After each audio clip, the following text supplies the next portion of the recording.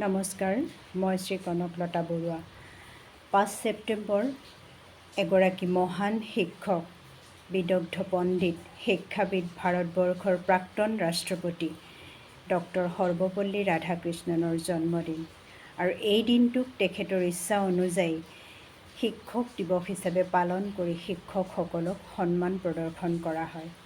আজিৰ এই পবিত্ৰ দিনটোত মই মোৰ শিক্ষাগুৰুসকলক শ্ৰদ্ধাৰে সোঁৱৰণ কৰিছোঁ। লগতে বিশ্বৰ সমগ্ৰ শিক্ষক শিক্ষয়িত্ৰীক আজিৰ এই দিনটোত অৰ্থাৎ শিক্ষক দিৱসৰ এই দিনটোত শিক্ষক দিৱসৰ শুভেচ্ছা জ্ঞাপন কৰিছোঁ। গুৰু ব্ৰহ্মা গুৰু বিষ্ণু গুৰুদেৱ মহেশ্বৰ গুৰু সাক্ষাৎ পৰম ব্ৰহ্ম তস্मै শ্ৰী গুৰুৱে নমঃ। গুৰু এই শব্দটো আচলতে সংস্কৃত ভাষাৰ পৰা আহিছে।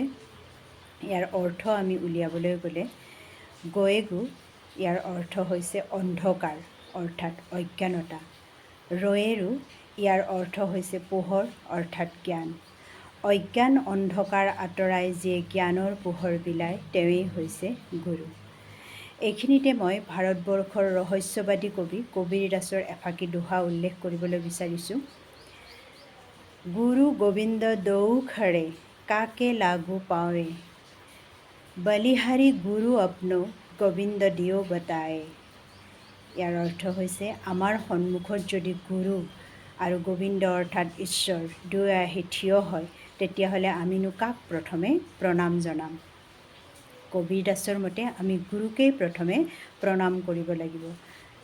क्योंकि ईश्वर तक पहुँचने का मार्ग तो सिर्फ गुरु ही बताता है। গুৰুৱে দিয়া জ্ঞানেৰে আমি ঈশ্বৰক জানিব পাৰোঁ, বুজিব পাৰোঁ। এয়াই হৈছে গুৰু। শেষত আকৌ এবাৰ শিক্ষাগুৰুসকলক মই শ্ৰদ্ধাৰ প্ৰণিপাত জনাইছোঁ। ধন্যবাদ।